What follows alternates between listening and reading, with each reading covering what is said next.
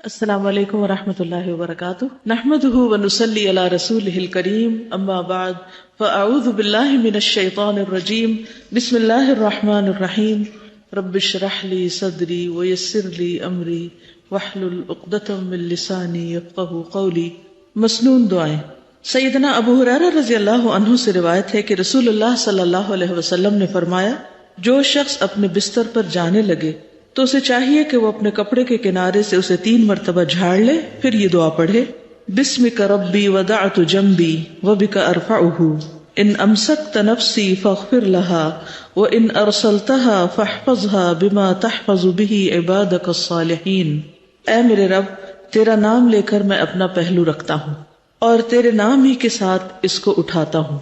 اگر تو میری جان کو روک لے تو اسے بخش دینا، اور اگر اسے واپس بھیج دے تو اس کی حفاظت فرمانا، جس طرح تو اپنے نیک بندوں کی حفاظت فرماتا ہے۔ گویا رات کے وقت ہم جب بستر میں لیٹتے ہیں تو اپنی موت کو یاد کر کے لیٹتے ہیں۔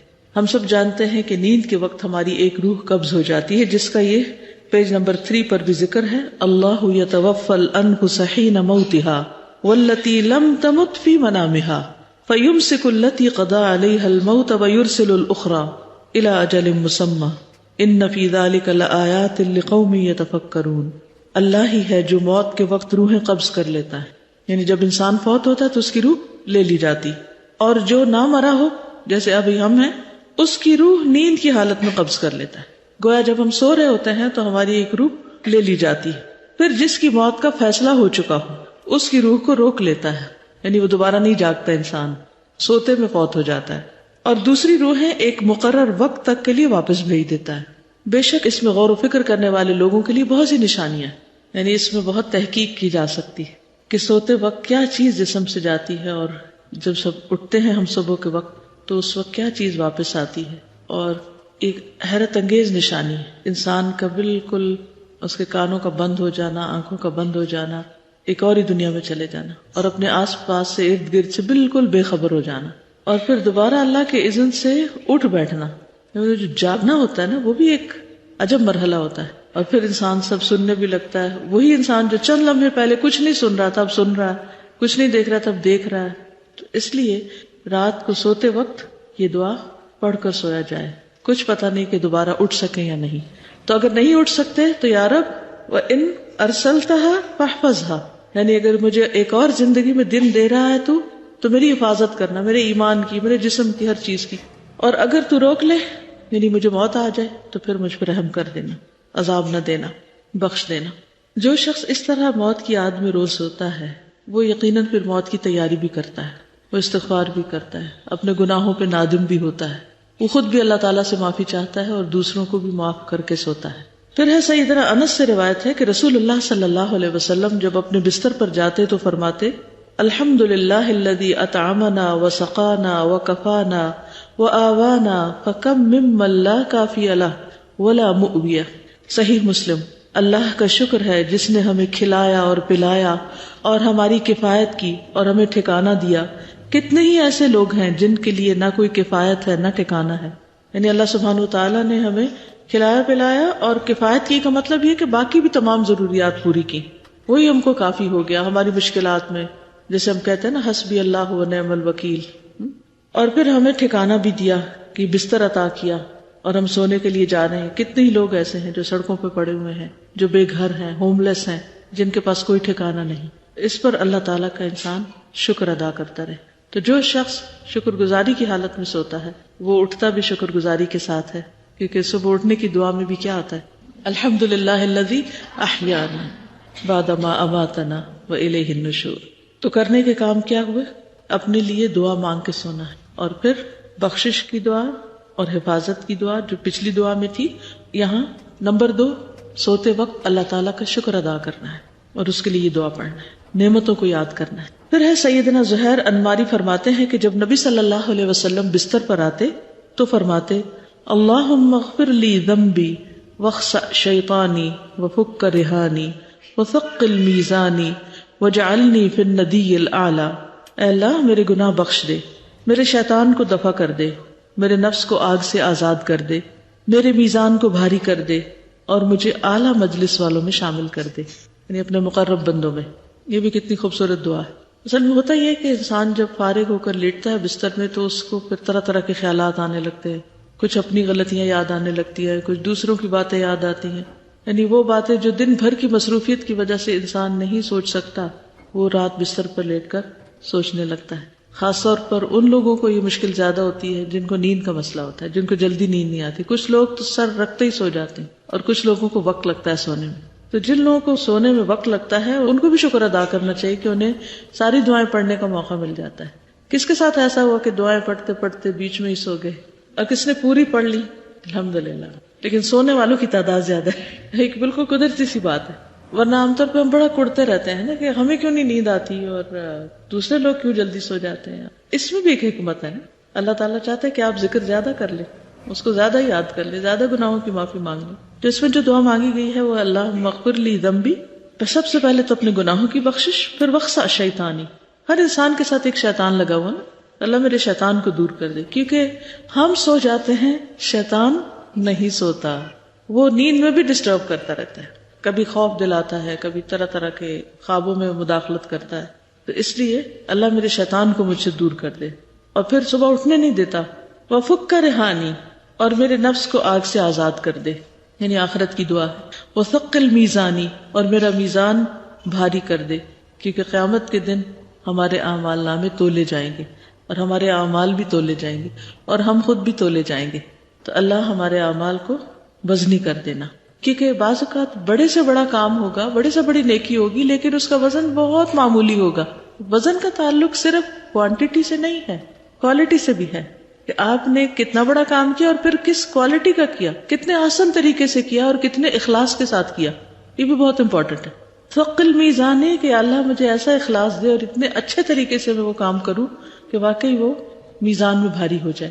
مثلاً آپ نماز پڑھتے ہیں، ایک نماز ہے کہ بس جس طرح بچپن سے سیکھی ہے الٹی سیدھی وہی پڑھ رہے ہیں، اور ایک یہ کہ آپ اس بات کے حریص ہیں کہ آپ کی نماز بالکل سنت کے مطابق ہو جائے، اور ایک ایک سٹیپ پر آپ فکر کرتے ہیں اور اپنے آپ کو ٹھیک کرتے رہتے ہیں، اپنی پوزیشنز ٹھیک کرتے رہتے ہیں، اس کا ڈھانچہ بھی ٹھیک کرتے ہیں، اور پھر اس کے اندر جو خشوع و خضوع ہے اس کے لیے بھی اسٹرگل کرتے ہیں.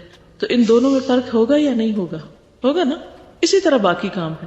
ایک ہے آپ ایسے ہی بس تھکے ہیں، جا کے بستر پہ لیٹ گئے اور سوچتے سوچتے سو گئے، اور ایک یہ کہ آپ اللہ کا ذکر کر کے سوتے ہیں. کیا یہ دونوں عمل برابر ہو جائیں گے؟ ایک نیند جو ذکر سے خالی ہے، اگر اس کو تولا جائے تو میزان میں کتنی ہوگی؟ کیا ہوگا اس کا میزان میں؟ نیوٹرل، کچھ بھی نہیں، کوئی وزن نہیں اس کا. اور ایک وہ کہ جس میں اللہ سبحانہ وتعالیٰ کا ذکر ہے، وہ مختلف ہوگی. تو ثقل میزانی کہ اللہ جو میرے اعمال ہیں ان کا کوئی وزن بھی ہو، کیونکہ کچھ لوگوں کے اعمال کے بارے میں قرآن مجید میں آتا ہے لا نقیم لہم یوم القیامت وزنا، قیامت کے دن ہم ان کو کوئی وزن نہیں دیں گے، یعنی خود ان کو بھی اور نہ ان کے اعمال کو.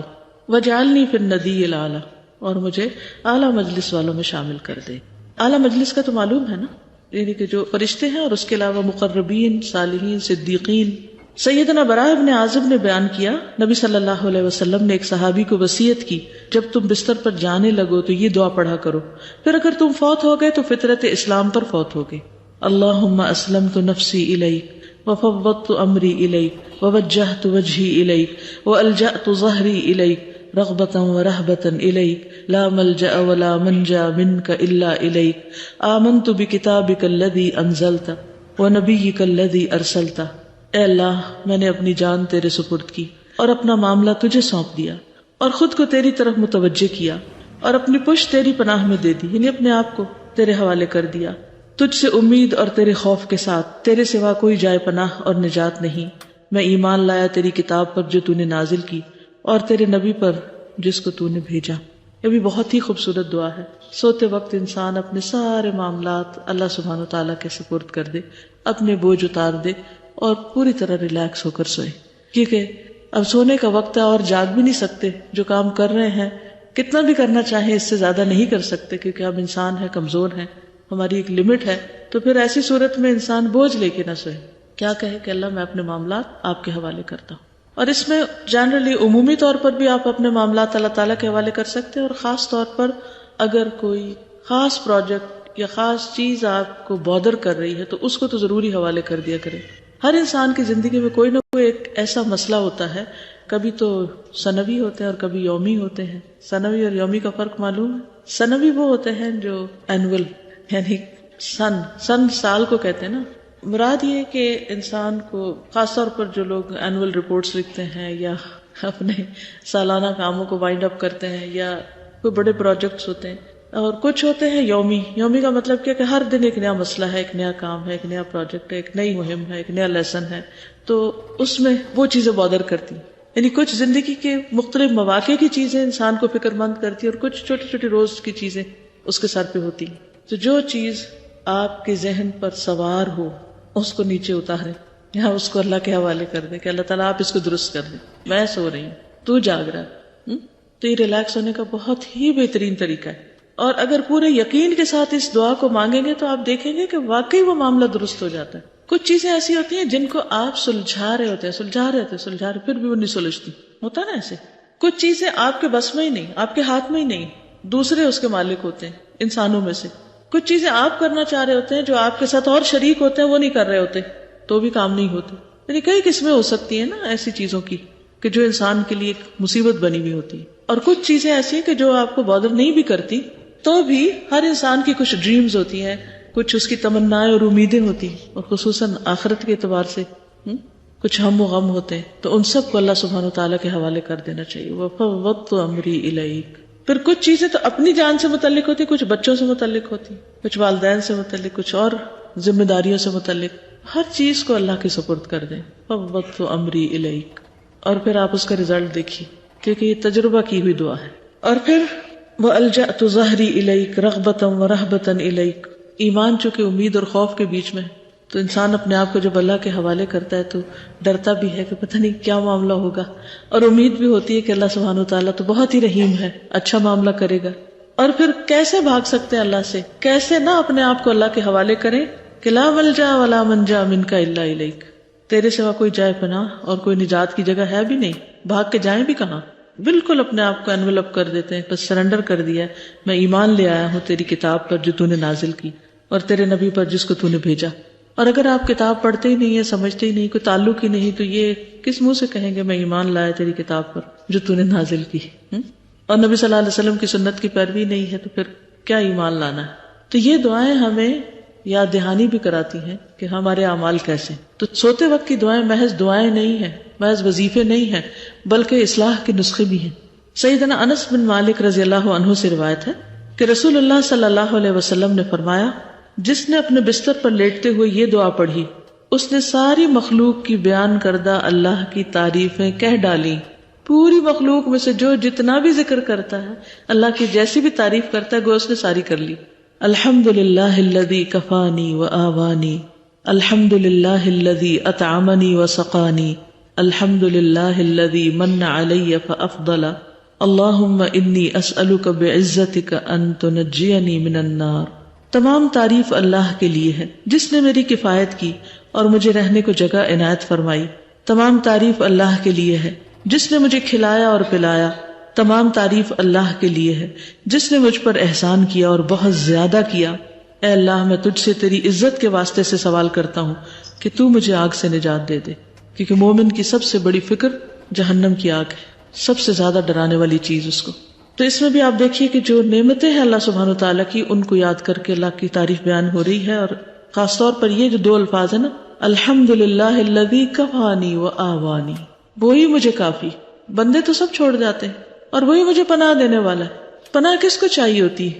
ہو از ویک، جس کے اندر کوئی ڈر ہوتا ہے، خوف ہوتا ہے، اندیشے ہوتے ہیں، وسوسے، کیا بنے گا میرا، کیا ہوگا.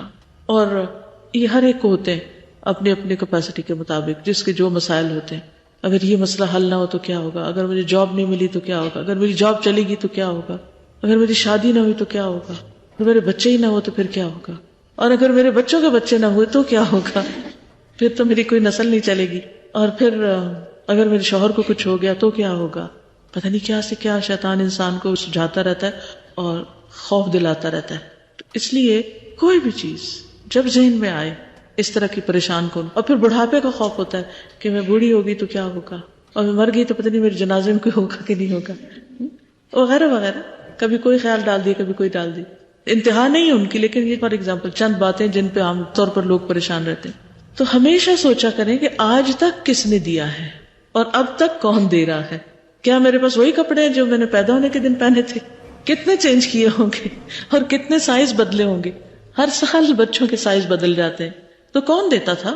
کس نے پرووائڈ کیا؟ کس نے انتظام کیا؟ کس نے بندوبست فرمایا؟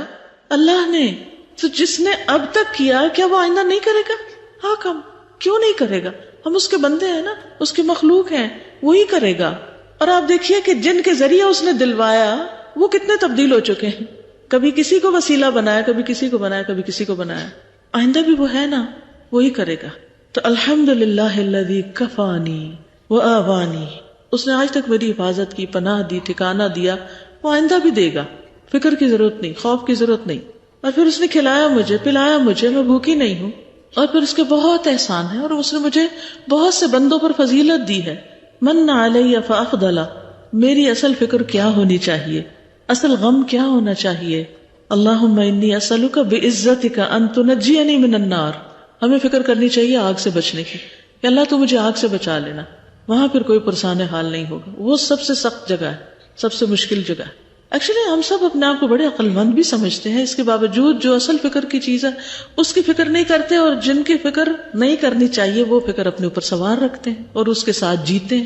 اس کو تو اپنے کھانے پینے کی طرح زندگی کا حصہ بنا رکھا ہے. صبح شام کھاتے بھی، پیتے بھی، اور غم بھی کھاتے رہتے ہیں اور فکریں بھی کھاتے رہتے ہیں ساتھ ساتھ.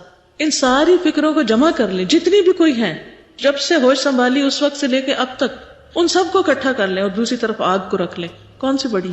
آگ کی مصیبت سب سے بڑی، اور سب سے زیادہ فکر کی ضرورت وہاں پر ہے. ان تنجینی من النار.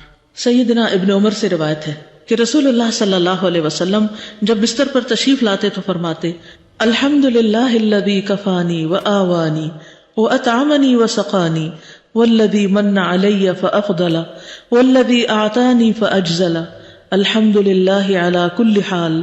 اللہم رب کل شیء وملیکہ والہ کل شیء اعوذ بک من النار. تمام تعریف اللہ کے لیے ہے جس نے میری کفایت کی اور مجھے رہنے کو جگہ عنایت فرمائی، مجھے کھلایا اور پلایا. اور وہ ذات جس نے مجھ پر احسان کیا اور بہت زیادہ کیا، جس نے مجھے دیا اور بہت خوب دیا. ہر حال میں اللہ ہی کی تعریف ہے. اے اللہ، اے ہر چیز کے پالنے والے اور اس کے مالک، اے ہر چیز کے معبود، میں آگ سے تیری پناہ چاہتا ہوں. اس دعا میں بھی آگ سے بچنے کی فکر ڈالی گئی. تو الحمدللہ الذی کفانی وآوانی، اللہ کا شکر جس نے مجھے کفایت کی، مجھے پناہ دی. واطعمنی وسقانی، اور مجھے کھلایا اور مجھے پلایا. والذی من علی فافضل، اور اس نے مجھ پر احسان کیا اور بہت زیادہ کیا. والذی اعطانی فاجزل، جس نے مجھے دیا اور خوب دیا. الحمدللہ علی کل حال، ہر حال میں اللہ کا شکر. اللہم رب کل شیء، اے اللہ جو رب ہے ہر چیز کا. وملیکہ، اور اس کا مالک بھی. والہ کل شیء، اور ہر چیز کا معبود. اعوذ بک من النار، میں تیری پناہ چاہتا ہوں آگ سے. اللہ تو مجھے آگ سے بچا لے. یہ ہے وہ تربیت جو دعاؤں کے ذریعے ہوتی، یہ ہے وہ تزکیہ جو دعاؤں کے ساتھ ہوتا ہے. لیکن ہمیں معلوم ہی نہیں، یاد ہی نہیں، پڑھتے ہی نہیں. تو پھر غافل والی زندگی ہوگی نا. تو اس غفلت سے ہمیں نکلنا ہے. سیدنا ابو ہریرہ سے مروی ہے، ایک مرتبہ سیدنا ابو بکر نے نبی صلی اللہ علیہ وسلم سے عرض کیا: اے اللہ کے رسول صلی اللہ علیہ وسلم، مجھے کوئی ایسی دعا سکھا دیجئے جو میں صبح شام اور بستر پر لیٹتے وقت پڑھ لیا کروں. نبی صلی اللہ علیہ وسلم نے یہ دعا سکھائی: اللہم عالم الغیب والشہادۃ فاطر السماوات والارض رب کل شیء وملیکہ اشہد ان لا الہ الا انت اعوذ بک من شر نفسی وشر الشیطان وشرکہ. اے اللہ، اے ظاہر اور پوشیدہ سب کچھ جاننے والے، آسمانوں اور زمین کو پیدا کرنے والے، ہر چیز کے رب اور اس کے مالک، میں اس بات کی گواہی دیتا ہوں کہ تیرے علاوہ کوئی معبود نہیں. میں اپنی ذات کے شر، شیطان کے شر اور اس کے شرک سے تیری پناہ میں آتا ہوں. اس دعا میں بھی آپ دیکھیے کہ پہلے اللہ سبحانہ وتعالیٰ کی صفات کا ذکر ہے کہ اے اللہ، کون ہے اللہ؟ جو غیب اور حاضر کا جاننے والا ہے، آسمان و زمین کا پیدا کرنے والا ہے، ہر چیز کا رب ہے اور ہر چیز کا مالک ہے. اشہد ان لا الہ الا انت، میں گواہی دیتا ہوں کہ تیرے سوا کوئی الہ نہیں. اعوذ بک من شر نفسی، میں اپنے آپ کو تیری پناہ میں دیتا ہوں اپنے ہی نفس کے شر سے بچنے کے لیے. تو اس میں آپ دیکھیے کہ اللہ سبحانہ وتعالیٰ کی صفات بیان کر کے، اللہ تعالیٰ کی قدرت کو محسوس کر کے، پھر اپنے نفس کے شر کا اعتراف کر کے اپنے آپ کو اللہ کے حوالے کیا ہوا ہے. اور پھر وشر الشیطان وشرکہ، اور شیطان کے شر سے اپنے آپ کو بچانے کے لیے تیرے حوالے کرتا ہوں، اور اس کے شرک سے تیری پناہ میں آتا ہوں۔ ان ساری دعا میں ہم دیکھتے ہیں کہ دعا مانگنے کا جو ایک ڈھنگ یا ایک طریقہ سکھایا گیا وہ یہ کہ پہلے اللہ سبحانہ وتعالیٰ کے اسماء حسنہ کا ذکر کیا جائے۔ قرآن مجید میں بھی آتا ہے نا وَلِلَّهِ الْأَسْمَاءُ الْحُسْنَى فَادْعُوهُ بِهَا، اللہ کے لیے ہیں اچھے اچھے نام، ان ناموں سے اس کو پکارو۔ تو ان ناموں سے ان کو پکارنے کا طریقہ یہی ہے کہ ان ناموں کا ذکر کر کے ورد کر کے پھر دعا مانگی جائے۔